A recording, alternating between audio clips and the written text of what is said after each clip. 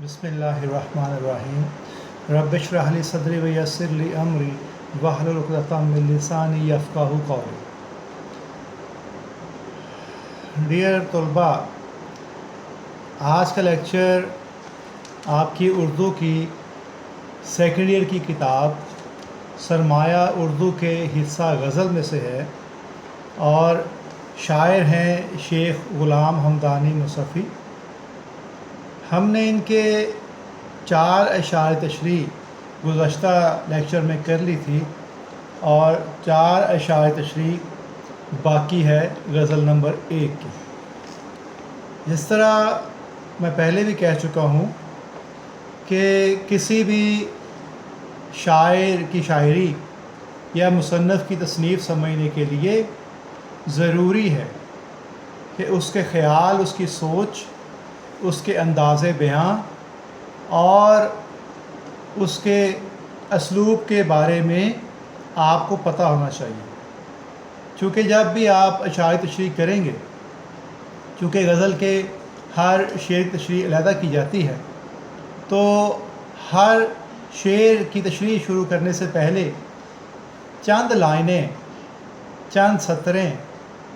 شاعر کے اسلوب کے بارے میں آپ لکھیں گے۔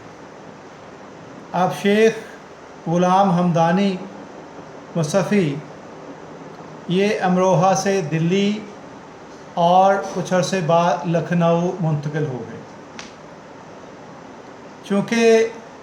دلی کے حالات ایسے تھے، دلی پہ بار بار تباہی آئی، بار بار مصیبتیں آئی، حملے کیے گئے، تو وہاں کی فضا بڑی سوگوار اور اداس ہے۔ تو ایسے میں وہاں کے جو شاعر تھے اس وقت، ان کی شاعری میں بھی اس کا اثر نظر آتا ہے۔ تو شیخ حمدانی مصفی کی شاعری میں آپ کو سوز و اداسی نظر آئے گی، مایوسی بھی کسی حد تک نظر آئے گی، اور یہ دبستان دلی میں میر تقی میر اور سودا کی تقلید کرتے نظر آتے ہیں۔ اس کے بعد جب یہ لکھنؤ منتقل ہو گئے تو ان کے کلام میں دبستان لکھنؤ کا رنگ بھی نظر آئے گا آپ کو۔ ان کے کلام میں داخلیت اور خارجیت کی آمیزش ہے۔ داخلیت کہتے ہیں کہ شاعر کی اپنی زندگی پر گزرنے والے حالات و واقعات کا اثر جو اس کی تحریر میں نظر آئے وہ داخلیت ہے، اور خارجیت کہ جس ماحول میں شاعر رہ رہا ہے اس ماحول میں چھوٹی سے چھوٹی اور بڑی سے بڑی تبدیلی جو اس کی طبیعت پر اثر انداز ہوتی ہے، جو اس کے دل پر اثر چھوڑتی ہے، اس کی تحریر میں وہ اثر، وہ رنگ نظر آئے تو آپ کہیں گے کہ یہ شاعر کی خارجیت ہے۔ تو آپ کو شیخ غلام حمدانی مصفی کی شاعری میں داخلیت اور خارجیت دونوں کی آمیزش نظر آئے گی۔ اب شعر نمبر 5 جو آج ہم شروع کریں گے، اس میں شاعر یہ کہہ رہا ہے کہ آخر کو ہو کے لالا اگا نو بہار میں، آخر کو ہو کے لالا اگا نو بہار میں، خون شہید عشق نہ زیر زمیں رہا۔ تو شاعر اس شعر میں عشق کے اثر کے بارے میں بات کر رہا ہے۔ اس کا ماننا ہے کہ عشق میں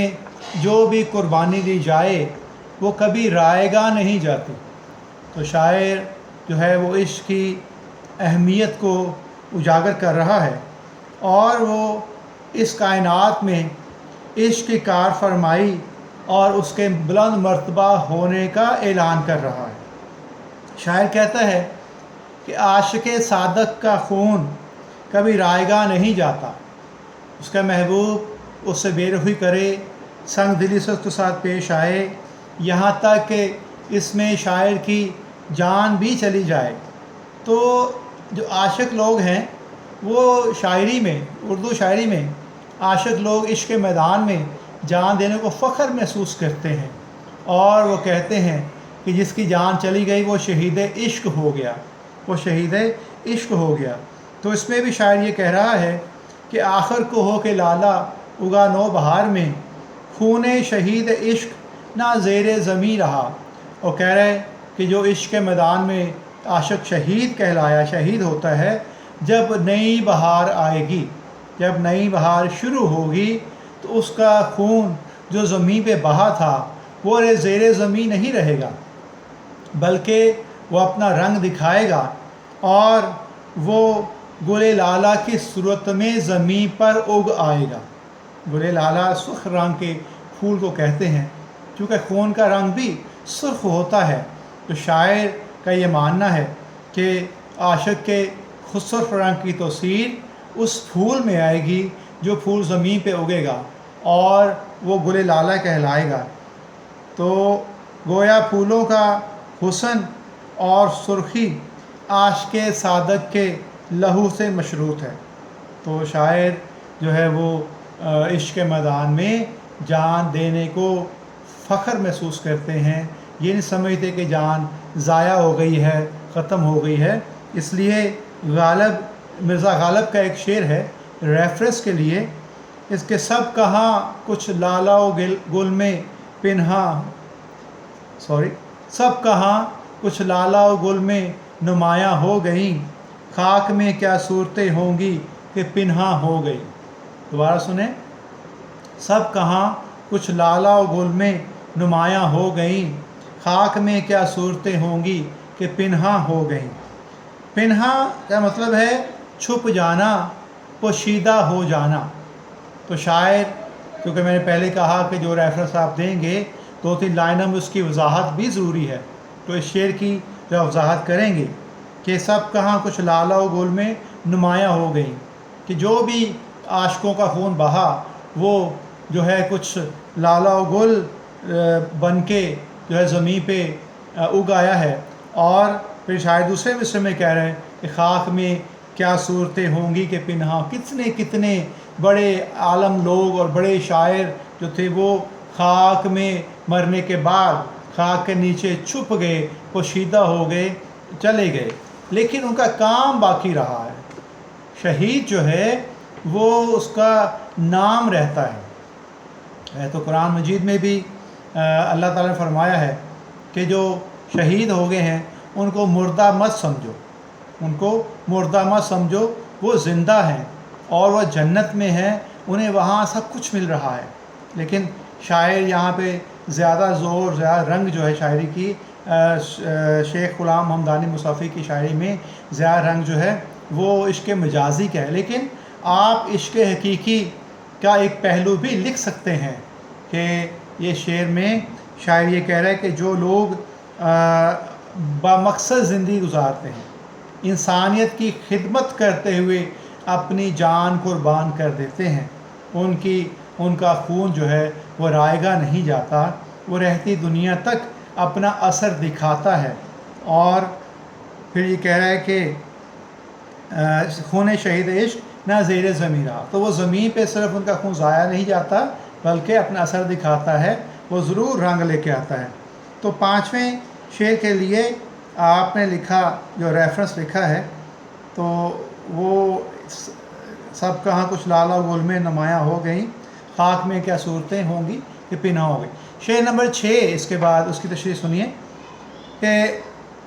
دی جان ایسے ہوش سے اپنی کے خلق کو، دی جان ایسے ہوش سے اپنی کے خلق کو، جینے کا میرے تا دم آخر یقین رہا۔ اس 6 شعر میں بھی شاعر جو ہے وہ عاشق کی جو اہمیت ہے اس کو اجاگر کرنا چاہ رہا ہے کہ دی جان ایسے ہوش سے اپنی کے خلق کو، خلق کہتے ہیں مخلوق، اللہ کی مخلوق، انسانیت کو، کہ شاعر کہہ رہا ہے اپنی جان اس انداز سے دی کہ جینے کے میرے تا دم آخر، آخری سانس تک لوگوں کو، انسانوں کو یہ لگ رہا تھا کہ میں مرا نہیں ہوں، میں ابھی زندہ ہوں۔ تو اس انداز سے اپنی جان دی کہ لوگ مرنے کا نہیں بلکہ زندہ رہنے کا جو ہے وہ یقین رکھیں۔ تو جن کو اپنے نظریات کی صداقت پر یقین ہوتا ہے، شاعر مصطفی यहाँ कहना चाह रहे हैं अपने शेर में کہ جن کو اپنے نظریات کی صداقت پر یقین ہوتا ہے وہ ہر صورت قائم رہتے ہیں۔ تاریخ میں ایسے واقعات رونما ہو چکے ہیں اور تاریخ ان کو اپنے پنوں پر محفوظ کر چکی ہے کہ جب ایک شخص اپنے نظریے، اپنی بات اور اپنے عشق کی صداقت کے پیش نظر جان قربان کرتا ہے تو شاعر کو بھی لگتا ہے کہ اس کی سچائی، اس کی بلندی اور اس کی عظمت، جو عشق کی عظمت ہے، اس کا احساس جو ہے وہ پائیدار ہے۔ اس لیے وہ کہتا ہے کہ لوگ سمجھتے تھے کہ میں راہ عشق کی مشکلات سے گھبرا جاؤں گا، محبت کی پرخار راہوں سے تھک ہار کے پیچھے ہٹ جاؤں گا، لیکن سب نے دیکھا کہ جب مجھے جرم محبت میں مقتل کی طرف لے جایا گیا، جب مجھے قربان کرنے کے لیے، میری جان لینے کے لیے قربان گاہ کی طرف جایا گیا، میری جان لینے کی تیاری کی جا رہی تھی، تو اس وقت بھی کس شان و شوکت سے جان دینے کو میں تیار تھا۔ اس شعر کا دوسرا پہلو یہ ہے کہ بہادر لوگ جو ہنستے کھیلتے انتہائی مسرت کے ساتھ اپنی جان قربان کر دیتے ہیں، انہیں جو یقین ہوتا ہے کہ موت کا ایک پل جو ہے وہ محبوب حقیقی سے ملاقات ہو جائے گی۔ اگر آپ عشق حقیقی کی بات کرتے ہیں تو اہل تصوف جو کہ زندگی کو ایک پردہ تصور کرتے ہیں کہ ان کے اور محبوب کے درمیان یہ ایک پردہ ہے جو حائل ہے، اور وہ چاہتے ہیں یہ پردہ جلد سے جلد جو ہے وہ ختم ہو جائے، تو موت جب آتی ہے تو اس بات سے خوش ہیں کہ زندگی کا جو حائل پردہ ہے وہ ختم ہو جائے گا اور وہ اپنے خالق حقیقی اور حقیقی محبوب سے جا ملیں گے، اور اس لیے وہ اس دنیا کو چھوڑ کر پہلے ہی گوشانشین ہو جاتے ہیں۔ اس لیے تو وہ کہتے ہیں کہ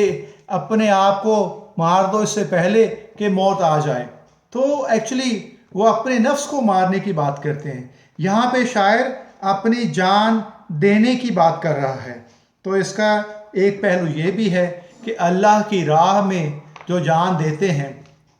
ان کی جان رائے گاہ نہیں جاتی بلکہ وہ زندہ رہتے ہیں، اور قرآن میں بھی اللہ تعالیٰ فرما رہا ہے کہ جو لوگ اللہ کی راہ میں لڑتے ہوئے مارے جائیں انہیں مردہ مت سمجھو، وہ زندہ ہیں اور انہیں رزق دیا جاتا ہے، تو شاعر جو ہے اس شعر میں اس بات کی اہمیت کو جو ہے وہ نمایاں کر رہا ہے کہ جان جب کسی مقصد کے تحت دیتے ہیں تو وہ جان ضائع نہیں جاتی۔ تو اس کے لیے آپ ریفرنس لکھیں گے کہ جس طرح سے کوئی مقتل میں گیا وہ جان سلامت رہتی ہے، جس طرح سے کوئی مقتل میں گیا وہ شان سلامت رہتی ہے، یہ جان تو آنی جانی ہے، اس جان کی تو کوئی بات نہیں۔ دوبارہ سنیں، جس طرح سے کوئی مقتل میں گیا وہ شان سلامت رہتی ہے، یہ جان تو آنی جانی ہے، اس جان کی تو کوئی بات نہیں۔ اور اس کے بعد آپ شعر نمبر 7 کی طرف ہم آتے ہیں جس کی تشریح ہمیں درکار ہے۔ تو شیخ غلام حمدانی مصفی جو ہیں، دیکھا آپ نے کہ عشق مجازی پہ بات کرتے ہیں، لیکن ان کے شاعری کا پہلو عشق حقیقی کا بھی ہمیں کہیں کہیں نظر آتا ہے۔ تو یاران گرم رو تو سب آگے نکل گئے، شعر نمبر 7 میں شیخ غلام حمدانی مصفی کہہ رہے ہیں یاران گرم رو تو سب آگے نکل گئے، ان سے میں ننگے قافلہ پیچھے کہیں رہا۔ یاران گرم رو کا مطلب ہے تیز رفتار دوست، وہ دوست جو زندگی میں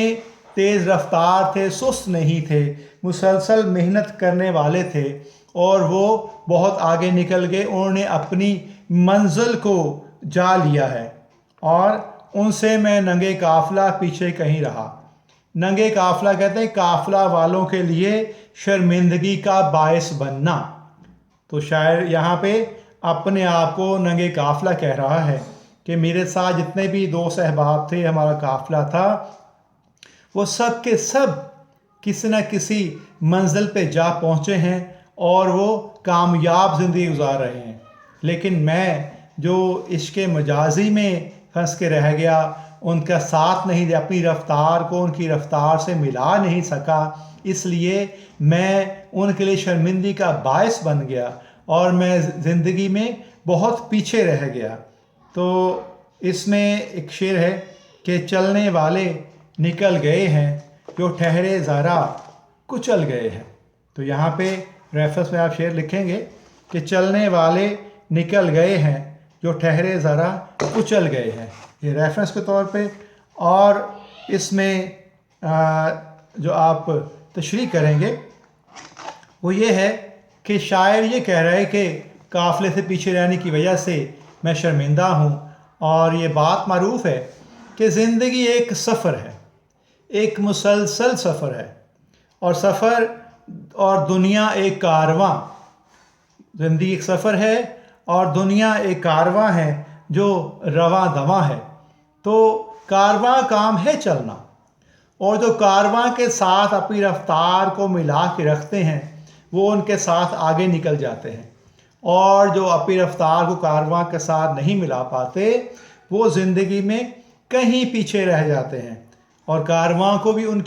کی پرواہ نہیں ہوتی، وہ آگے نکل جاتا ہے۔ تو شاعر بھی یہی کہہ رہا ہے کہ زندگی مسلسل جد و جہد کا نام ہے، جو لوگ کوشش نہیں کرتے زندگی ان کا ساتھ نہیں دیتا، وقت اس کا ساتھ نہیں دیتا۔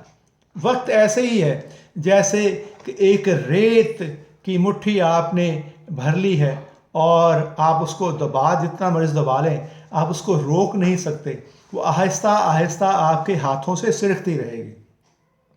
تو وقت یہ بھی کہا جاتا ہے کہ وقت پانی کی لہروں کی طرح ہے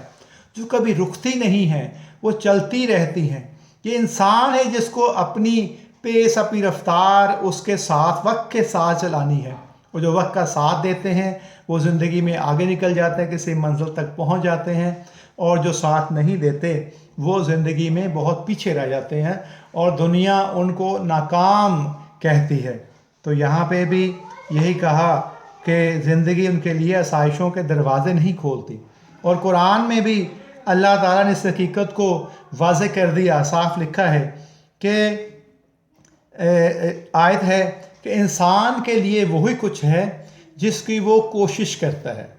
انسان کے لیے وہی کچھ ہے جس کے لیے وہ کوشش کرتا ہے یا سعی کرتا ہے۔ تو قرآن کی بات جو ہے وہ اس کو زیادہ اتھینٹک کر رہی ہے، شیخ مصفی کی بات کو، کہ یاران گرم رو تو سب آگے نکل گئے،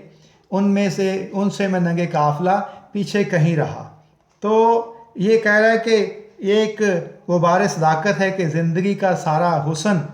محنت اور خلوص میں پوشیدہ ہے۔ شاعر یہ کہنا چاہ رہے ہیں کہ تیز رفتار ہی اپنی منزلوں تک پہنچتے ہیں، جا کے پیچھے رہنے والے صرف کف افسوس ہی ملتے رہ جاتے ہیں، ان کے ہاتھ سوائے راستے کی گرد کے اور کچھ نہیں آتا،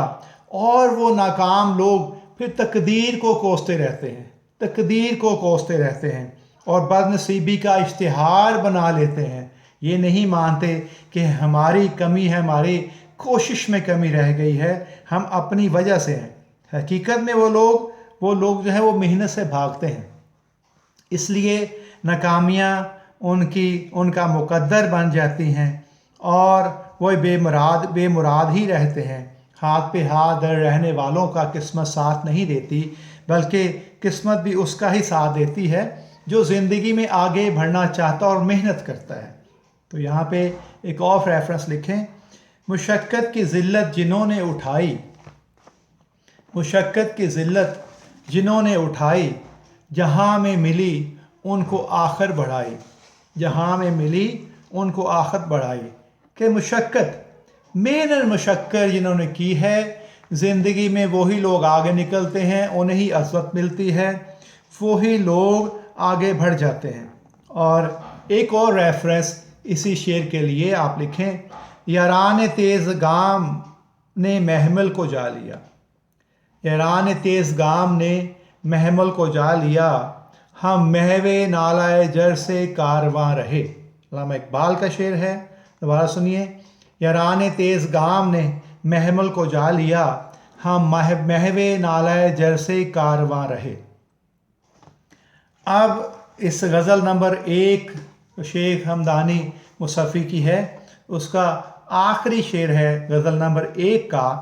جس کو ہم مقطع بھی کہیں گے، چونکہ اس میں شاعر نے اپنا تخلص استعمال کیا ہے۔ تو شاعر کہہ رہا ہے، رکھوں میں روک کیونکہ دل اپنے کو مصفی، رکھوں میں روک کیونکہ دل اپنے کو مصفی، میرے کہے میں اب تو میرا دل نہیں رہا۔ تو شاعر کا یہاں یہ کہنا ہے کہ اس کے قابو میں اس کا دل نہیں ہے، وہ عشق کے میدان میں اتنا آگے نکل گیا ہے کہ اب دل پہ اس کا زور نہیں چلتا، اب دل پہ اس کا زور نہیں چلتا۔ تو اردو غزل کا ایک روایتی مضمون ہے جسے مسیح نے اس مقطع میں قلب بند کیا ہے، اور شاعر کے دل پر وارفتگی کا عالم اس قدر طاری ہو گیا کہ خود عاشق کے بس میں اس کا دل نہیں رہا۔ تو غالب نے اپنے اس شعر کی تشریح کے لیے ایک ہم کہہ سکتے ہیں، غالب ایک شعر استعمال کر سکتے ہیں کہ دل پھر طواف کوئے ملامت کو جائے ہے، دل پھر طواف کوئے ملامت کو جائے ہے، پندار کا صنم کدا ویراں کیے ہوئے۔ اور شاعر مصفی یہاں پہ عقل اور دل یہ دونوں کی بات کر رہا ہے کہ عقل اور دل ایک دوسرے کے متضاد ہیں، عقل اور دل ایک دوسرے کے متضاد چلتے ہیں۔ عقل کا کام ہے ایسی بات سوچنا، ایسی بات کرنا جس میں انسان کا نقصان نہ ہو، جس میں لاجک ہو، لیکن دل جو ہے وہ جذبات کی لہروں میں بہتا ہے اور جذباتی ہو کے چلتا ہے۔ عقل کے فیصلے منطق اور دلیل کے تابع ہوتے ہیں، جبکہ دل کے معاملات میں جذبات کی کار فرمائی ہوتی ہے۔ وہاں کوئی سائنسی توجیہ کام نہیں کرتی، جہاں دل ہے، جہاں جذبات ہے، وہاں کوئی عقل، وہاں دلیل کوئی کام نہیں کرتی۔ عشق کے میدان میں عقل کا فیصلہ تو یہی ہے کہ ہر معاملے میں حالات و واقعات کی نزاکت کو سمجھا جائے اور ایسا کوئی بھی قدم اٹھانے میں احتیاط برتی جائے جو جگ ہنسائی کا سبب بن جائے۔ عقل یہ کہتی ہے، عقل کا یہ تقاضا ہے، لیکن دل ان تمام معاملات میں فوری کارروائی کا حامل ہے اور وہ نہیں مانتا، دل کی بات عقل کی بات نہیں مانتا۔ دل اور عقل ایک سے متضاد ہیں۔ جس طرح سے یہاں ایک واقعہ آپ کوٹ کر سکتے ہیں کہ حضرت ابراہیم علیہ السلام نے اپنے دور میں بڑے بت خانے میں گھس کر بڑے بڑے بت جب پاش کر دیے، توڑ دیے، تو ان کو سزا دینے کے لیے نمرود نے وہ ایک بڑا الاؤ روشن کیا اور یہ فیصلہ کیا کہ نبی ابراہیم علیہ السلام کو آگ میں پھینک دیا جائے۔ تو وہاں پہ شاعر نے ایک شعر لکھا ہے اس واقعے پہ کہ بے خطر کود پڑا آتش نمرود میں عشق۔ حوالہ کے طور پر آپ لکھ سکتے ہیں، بے خطر کود پڑا آتش نمرود میں عشق، عقل ہے تماشائے لب بام ابھی، عقل ہے تماشائے لب بام ابھی۔ اب اس واقعے پہ غور کریں کہ اگر عقل کی بات مانی جائے تو عقل اور دلیل یہ کہتی ہے، عقل جو دلیل پہ بات کرتی ہے، منطق پہ بات کرتی ہے کہ اتنا بڑا جو آگ کا الاؤ روشن کیا گیا ہے اس میں کوئی بھی چیز پھینکے وہ فنا ہو جائے گی۔ تو عقل سے اگر کام لیتے تو وہ یہ کبھی بھی اس میں چھلانگ نہ لگا سکتے، کبھی اس میں آگ میں نہ جا سکتے، کہ عقل تو یہی کہتی ہے کہ نہیں، اس میں جاؤ گے تمہاری ہڈیاں تک پگھل جائیں، کچھ نہیں بچے گا۔ لیکن یہاں عشق حقیقی کی بات ہے، اللہ کے عشق کی بات ہے، اللہ سے عشق کی بات ہے کہ اللہ کے عشق میں اتنے آگے بڑھ چکے ہیں کہ وہ اللہ پہ بھروسہ کرتے، اس میں چھلانگ لگائی، اور وہ آگ جو تھی، وہ انگارے جو تھے، وہ گل و گلزار بن گئے۔ تو شاعر یہاں پہ یہ کہتا ہے کہ میرے کہے میں اب تو میرا دل نہیں رہا، کہ اب تو میرا بس نہیں چلتا اپنے دل میں، جو کہ عشق کے میدان میں بہت آگے نکل چکا ہے، اور میں اب مجبور ہوں، میں عقل کے فیصلے اس پہ نہیں لاگو کر سکتا، اس پہ نہیں چلا سکتا۔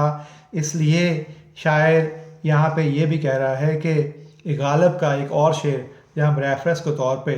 یہاں لکھ سکتے ہیں کہ عشق پر زور نہیں ہے یہ وہ آتش غالب، عشق پر زور نہیں ہے یہ وہ آتش غالب، کہ لگائے نہ لگے اور بجھائے نہ بنے، کہ لگائے نہ لگے اور بجھائے نہ بنے۔ اور آپ نے جتنی بھی محبت کی داستانیں دیکھی ہیں اس سب میں یہی وارفتگی ہمیں نظر آتی ہے، چاہے وہ ہیر رانجھا کی بات ہو، چاہے لیلا مجنوں کا قصہ ہو، چاہے شیریں فرہاد کا قصہ ہو، چاہے وہ مرزا صاحبہ کی بات ہو، یا سونی مہیوال کی محبت کی کہانی ہو، تو سب میں ہی آپ دیکھتے ہیں کہ سبھی عاشقان وقت جو تھے وہ عقل سے نہیں دل کے ہاتھوں مجبور تھے، جذبات کی رو میں بہہ کر انہوں نے فیصلے کیے اور اپنی جان بھی گنوائی، لیکن ان کو کوئی افسوس نہیں تھا۔ تو شاعر بھی، تو شاعر کی بات ہے، رکھوں میں روک کیوں کہ دل اپنے کو مصفی، میرے کہے میں اب تو میرا دل نہیں رہا۔ تو کہہ رہا ہے کہ میں اپنے دل کو روک نہیں سکتا، اس پہ میرا قابو نہیں ہے کہ اس کو میں جس راہ پہ چل نکلا ہے اتنا آگے نکل چکا ہے کہ میں اس کو اب روک نہیں سکتا، میرے بس میں نہیں، میرا بس نہیں چلتا، اس لیے اب جو بھی ہو رہا ہے وہ ہو جائے، مجھے اس میں کوئی افسوس نہیں ہے، کوئی اس میں دکھ نہیں ہے۔ تو آج ہم نے شیخ ہمدانی مصفی کی غزل نمبر 1 مکمل کر لی ہے۔ تو بیٹا ہر دفعہ غزل پڑھاتے ہوئے میں یہ کہتا ہوں کہ غزل کے اشعار کی تشریح ہمیشہ الگ الگ سے کی جائے اور اس کی اکٹھی تشریح نہ کی جائے۔ تو آج کے لیے اتنا ہی کافی ہے۔ اللہ حافظ۔